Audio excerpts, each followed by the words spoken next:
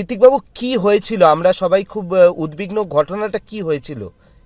আমরা সকাল সন্ধ্যা 8টায় খবর পাইছি যে তার বন্ধু আমাদেরকে কল দিয়ে বলছে যে আমার বাবারে বলছে যে দাদা তোমার ছেলেকে তো উনি আটকাইছে। পরে আমরা মনে করেন থানা গিয়েছিলাম। পরে থানার ওসি বললো যে আমরা কিছু করতে পারবো না, ওই বালুকা থানা যেতে হইব। পরে কতক্ষণ পরে আমরা শুনি যে দাদা মারা গেছে বালুকা থানায়। তারপরে আমরা পরের দিন গেছি, সকাল 9টায় গেছি। তারপরে আমাদেরকে লাশ দেওয়া, আমাদেরকে আদিজনী মিটাইয়া লাশ ময়মনসিংহ পাঠাই দিছিল। পরে এইসব ঝামেলা মিটাইয়া পরে আমরা সন্ধ্যা 6টার সময় লাশ নিয়ে আসছি।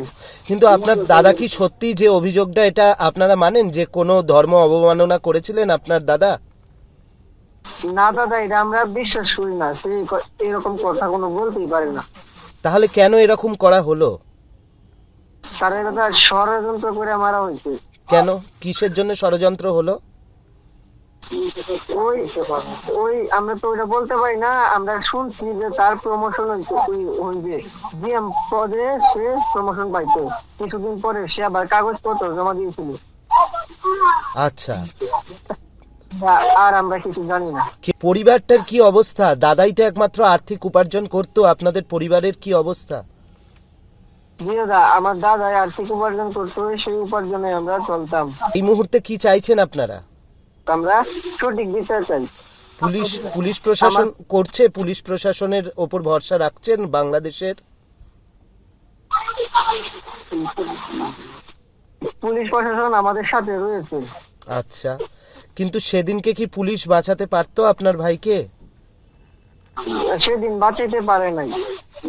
কেন, মানে সেখানে পুলিশ নিজে ছিল, তাও আমার ভাইকে বাঁচাতে পারে নাই। তারা কোথায় ছিল পুলিশ? পুলিশ ওখানেই ছিল। আমার ভাই তাদের হাতে পড়ে ধরছে আমার বাইরে ছাইরা দেওয়ার জন্য, কিন্তু তারা আমার বাইরে ছাড়ে নাই। মানে কারখানার ভেতরে পুলিশ ছিল? কারখানার ভিতরে ছিল না, কারখানার বাইরে ছিল। আচ্ছা, কোন থানার পুলিশ ছিল? এই ভালুকা থানার। আচ্ছা, আপনার দাদা কি বলেছিল পুলিশকে? আমার দাদা পুলিশকে বলে নাই, পুলিশ তো বাইরেই ছিল। আর পুলিশকেও বলেছিল, আর ভিতরে তার স্টাফের লোকদেরও বলেছিল। তার পায়ে পর্যন্ত ধরেছে, কিন্তু আমার ভাইকে তাও তারা নিঃশ্বাস দেয়নি। তারা নির্মম ভাবে হত্যা করেছে আমার ভাইকে। কিন্তু আপনার কি মনে হয় এটা মানে বাইরের লোকজনই ছিল, না আরো অন্যান্য জায়গা থেকে লোকজনকে ডেকে আনা হয়েছিল?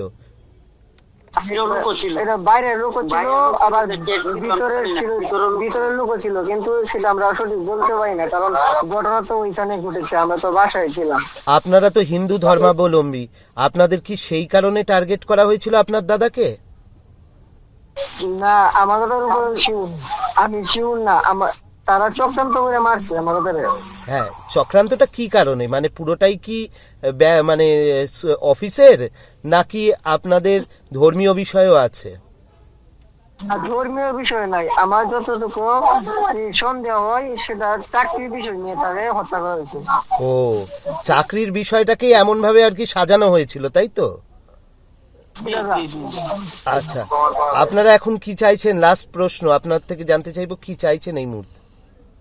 আমাদের একটাই চাওয়া পাওয়ার, আমার ভাইরে যেভাবে হত্যা করেছে, আমি আমার বড় ভাইয়ের হত্যাকারীদের বিচার চাই। কাউকে চিনতে পেরেছেন ওই ছবিতে?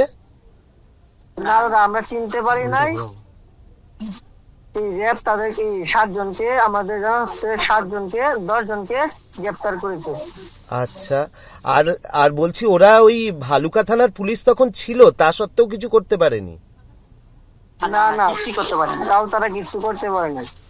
আচ্ছা, হাজার হাজার আর এই যারা যারা যারা জড়ো হয়েছিল, তারা কি আপনার দাদা হিন্দু বলে কোনোভাবে এসেছিল আপনার দাদার উপর অ্যাটাক করতে? এটাও জানি না। না, আমরা এটাও সঠিক বলতে পারি না দাদা, আমরা তো এখানে ছিলাম। বুঝেছি, আপনি বলছেন ওখানকারই কোনো গন্ডগোল, সেটাকে এরম ভাবে সাজানো হয়েছিল পুরোটা। ময়মনসিংহে দীপুচাঁদ দাসকে খুনের ঘটনায় আরো 3 জনকে গ্রেপ্তার করা হলো। এই নিয়ে ধৃতের সংখ্যা বেড়ে দাঁড়ালো 10 জন। এক্স পোস্টে জানালেন বাংলাদেশের অন্তর্বর্তী সরকারের প্রধান উপদেষ্টা মোহাম্মদ ইউনূস। আজকের কর্মসূচি long march to Indian high commission, সেখানে কিন্তু আমরা দেখতে পাচ্ছি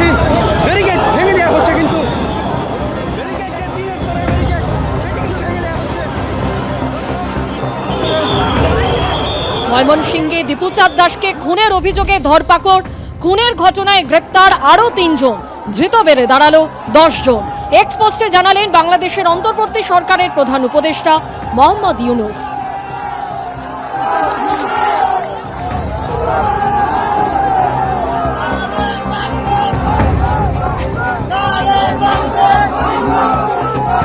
পুলিশের সামনেই দীপু দাসকে নির্মমভাবে হত্যা করা হয়েছিল। গোটা ঘটনার নেপথ্যে রয়েছে ষড়যন্ত্র। কিছুক্ষণ আগেই আপনারা দেখেছিলেন যে এবিপি আনন্দকে দেওয়া সাক্ষাৎকারে বিস্ফোরক দাবি করেছিলেন ময়মনসিংহে নিহত শ্রমিক দীপু দাসের ভাই।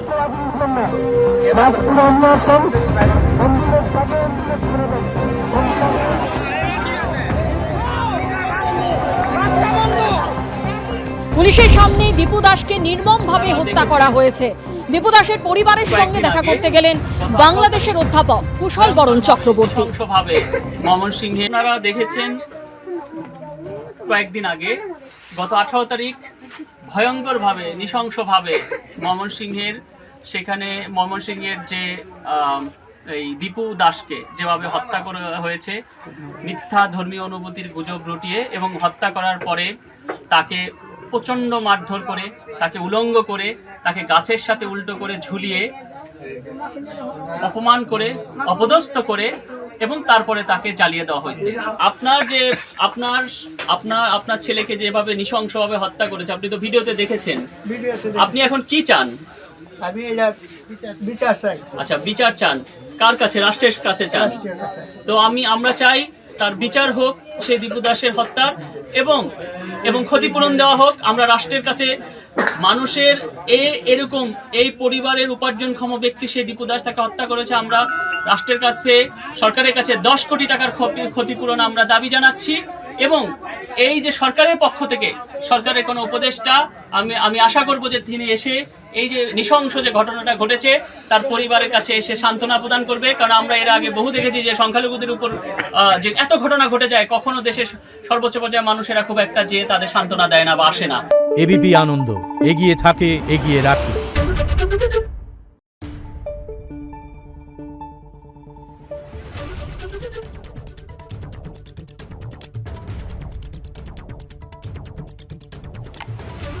Thank you.